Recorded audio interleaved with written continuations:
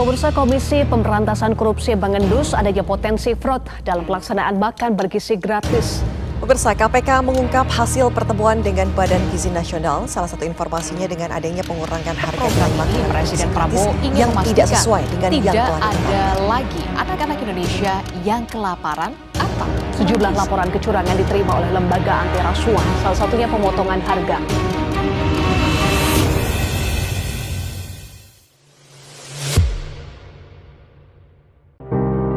Oke. Coba kalian bayangin, ada sebuah program pemerintah yang katanya diciptakan untuk menyehatkan jutaan anak Indonesia.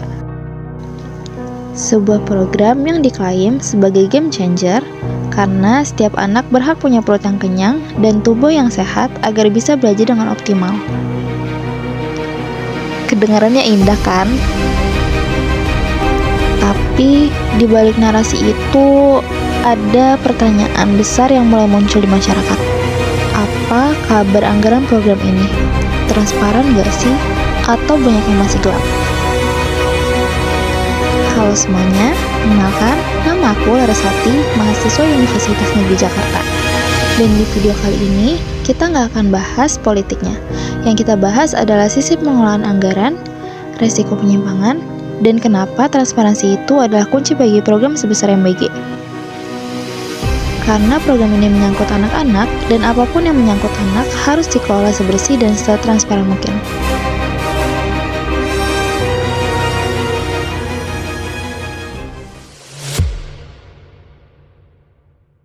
Program Makan Bergizi Gratis atau MBG merupakan salah satu program unggulan yang diusung oleh pasangan nomor urut 2, yaitu Prabowo Subianto dan Gibran Rakabuming Raka dalam pemilihan presiden 2024.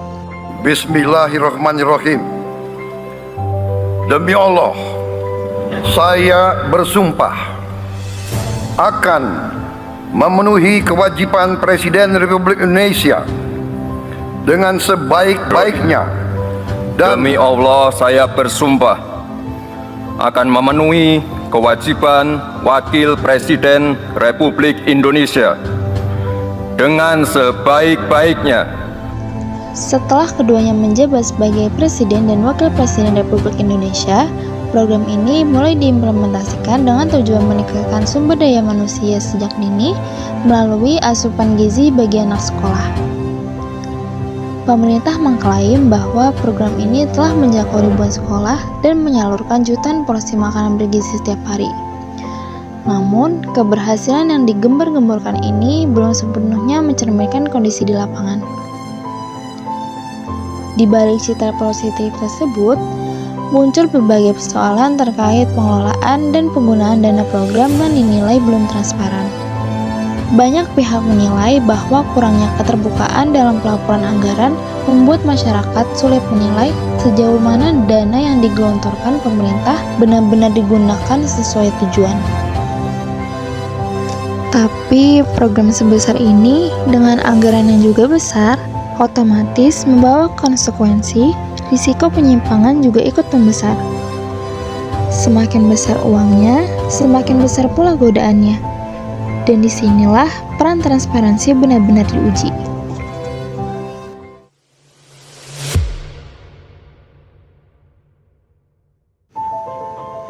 Salah satu pemicu diskusi publik adalah temuan Urban Jakarta tahun 2025. Dalam laporan tersebut, mereka menemukan bahwa dana makanan yang seharusnya Rp10.000 per anak di beberapa tempat hanya terrealisasi sekitar Rp8.000. Beda Rp2.000 mungkin terasa kecil untuk satu porsi.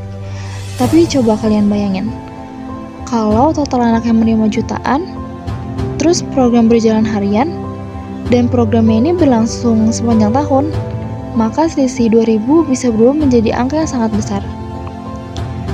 Dugaan adanya pemotongan dana ini juga diperkuat oleh pemberitaan dalam video berjudul KPK sebut dana makan bergizi gratis dicurangi yang diunggah oleh Metro TV Top News di YouTube pada tanggal 7 Maret tahun 2025.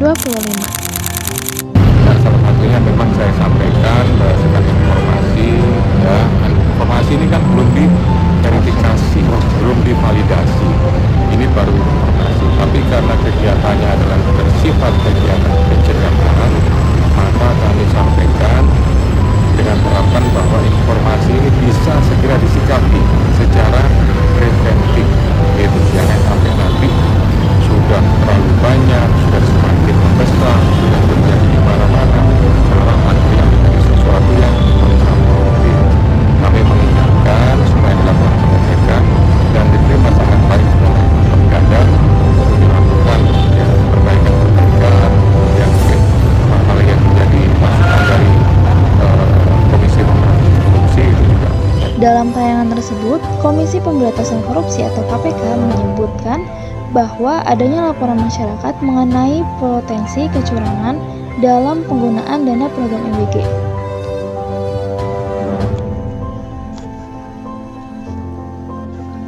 Ini belum menjadi kasus resmi, tapi sinyal bahwa ada hal yang harus dibenahi. Kita semua juga pernah melihat pola di banyak program. Kalau anggarannya besar dan sistemnya tertutup, selalu ada celah untuk permainan. Sekali lagi, ini bukan menyimpulkan bahwa sudah ada korupsi. Yang kita soroti adalah potensi yang muncul ketika ketertutupan. Kondisi ini memperlihatkan bagaimana sebuah kebijakan publik dapat menjadi sarana politik pencitraan ketika tidak disertai dengan tata kelola yang transparan. Alih-alih menyehatkan anak-anak bangsa, program MBG justru menghadirkan risiko besar bagi integritas pengelolaan keuangan negara. Jika praktik korupsi dibiarkan terus terjadi di bawah dalih program sosial, maka tujuan mulia untuk membangun generasi sehat dan cerdas hanya akan menjadi slogan kosong.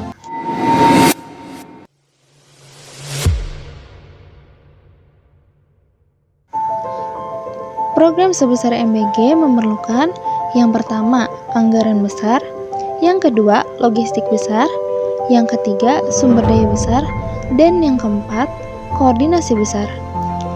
Dan ketika semua hal itu terjadi tanpa keterbukaan anggaran, maka konsekuensinya adalah yang pertama, kualitas makanan yang diturunkan. Misalnya porsinya jadi kecil, gizinya kurang, atau menggunakan bahan yang murah. Yang kedua, distribusi tidak merata. Ada daerah yang dapat full dan ada yang cuma dapat setengah. Yang keempat, dana tidak turun utuh ke anak-anak.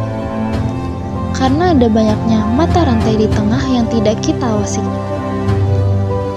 Transparansi bukan cuma soal membuka angka. Transparansi adalah cara mencegah permainan di balik layar. Karena uang publik harus selalu punya jejak yang bisa diikuti oleh publik. Kalau anggarannya jelas sejak awal, ruang permainan jadi sangat kecil.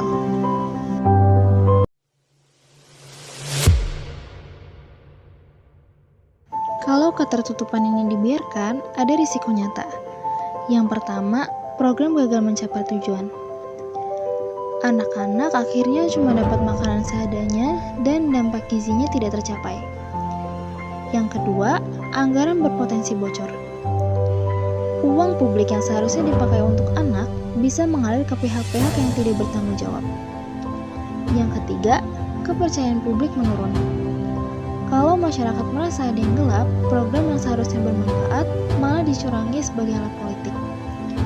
Dan kalau kepercayaannya sudah hilang, program bisa kehilangan legitimasi dan dukungan. Padahal program ini niat awalnya bagus ya.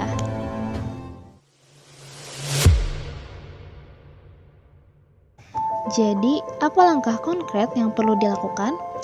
Yang pertama, buka seluruh data anggaran secara online.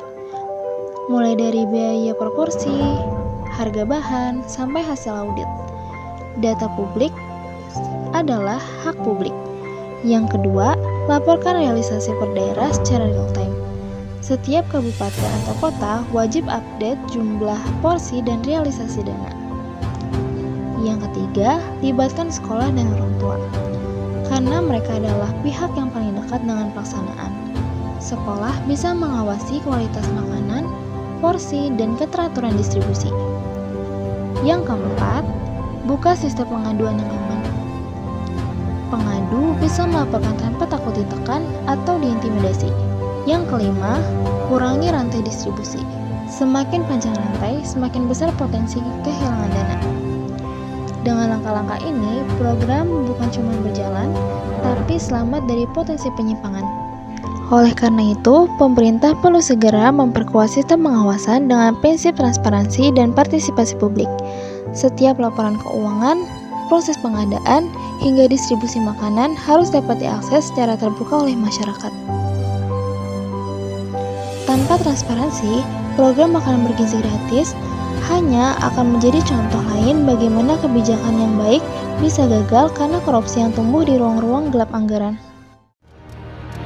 Sekarang pertanyaannya, apakah pemerintah siap membuka semua datanya?